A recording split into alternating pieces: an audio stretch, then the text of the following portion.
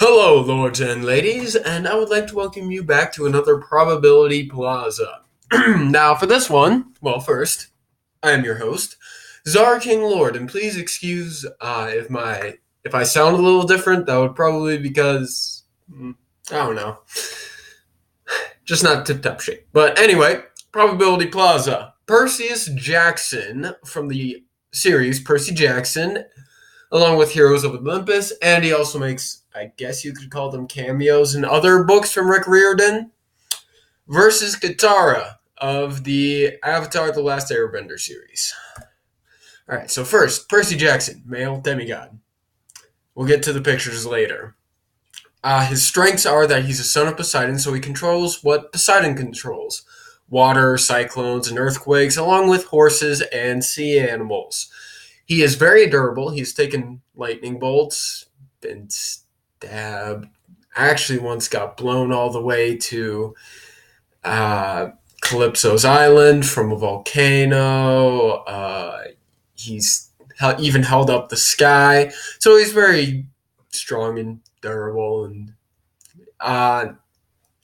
along with, he can breathe and see underwater better than a normal human at points where you and I would require a diving suit, otherwise we would die, be blind, and also killed by the cold. That's a quote from the fifth Percy Jackson novel. He is perfectly fine. He has about 4 years of combat training in both a Greek and a Roman setting because of Heroes of Olympus getting kidnapped by the Romans.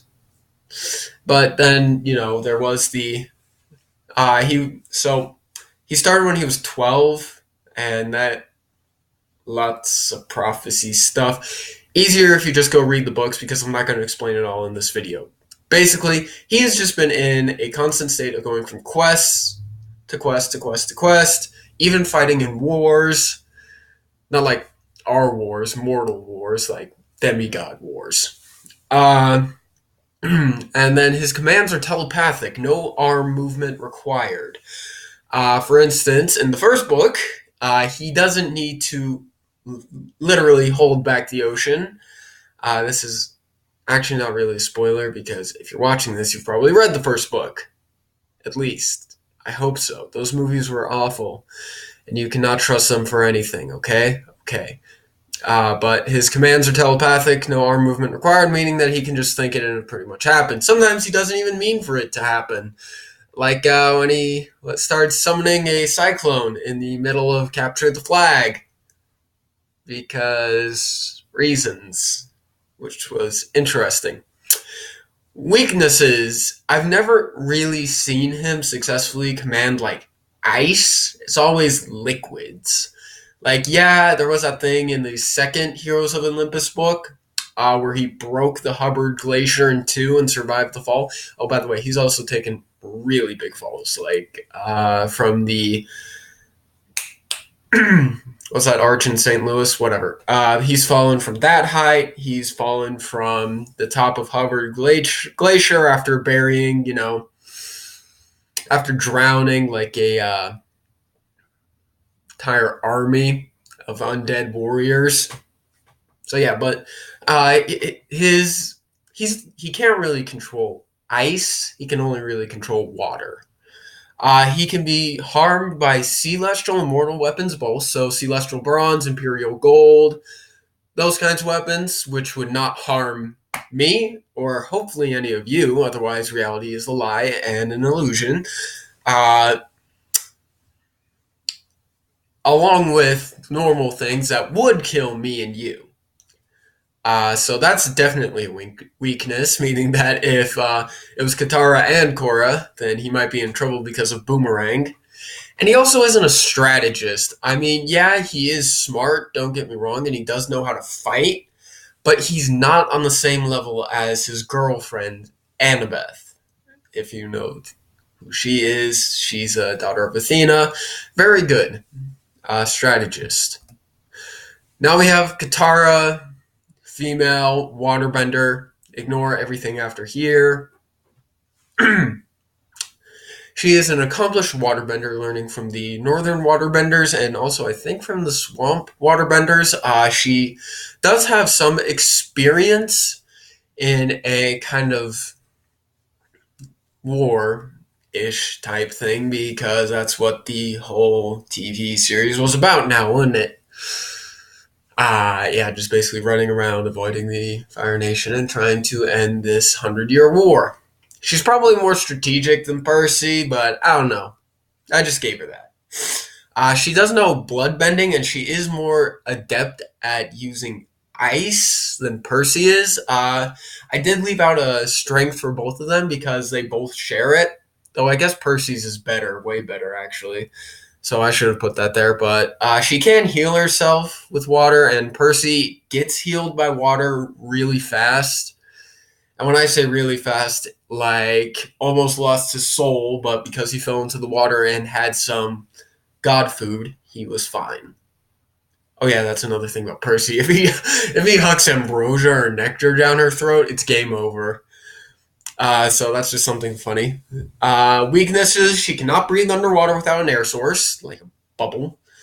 And I don't think that her durability exceeds natural limits. Like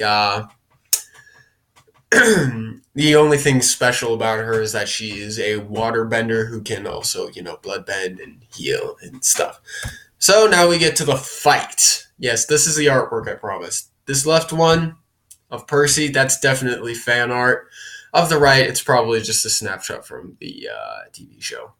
Anyway, so I think it would go like this. Percy Jackson would probably just be minding his own business at Camp Half-Blood when all of a sudden, portal opens up and he finds himself in a completely new world.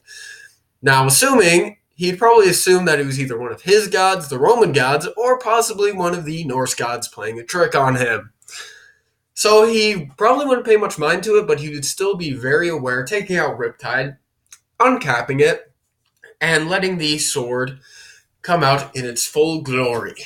Now, and so he would just start to kind of explore around. I am going to say that he is in armor, like this was during Capture the Flag. Or, maybe the Roman equivalent of that. But anyway, I'm going to say that eventually he comes across Katara, and one thing leads to another, and his inability, and he is kind of a hothead. I mean, if you've read the books, he's not yeah. People who've read the books know that he is calm, but not always, and he can't, if you push him, he's going to push back, and then if you push him again, it's just going to turn into a big, messy, godly fight. So I think that's probably what would happen. They would just start pushing each other, not literally, but metaphorically, and one thing would lead to another, and then it'd be a full-on fight. I am going to say that the full moon is up. So Katara would probably try using her water. I'm going to say this is near an ocean as well, but Percy would be able to deflect it easily, coming at her with his sword, which she would have no idea what it is because of the mist. So he would take a swing right through her. Nothing would happen. He'd probably just put it away and prepare to fight purely with everything else. So I think Katara would probably try next bloodbending, but again, Percy does not require he does not require his arms to command things. It's more telepathic. At least that's the understanding I had from the books. So he would probably be in immense pain because his body is contorting in a way that is not natural. He's telling everything else to go one way, and yet somehow it's all going the other way. So I think we might end up with a situation like Mount St. Helens, where he literally causes a earthquake. We're going to have to skip forward because I just got a 30-second warning.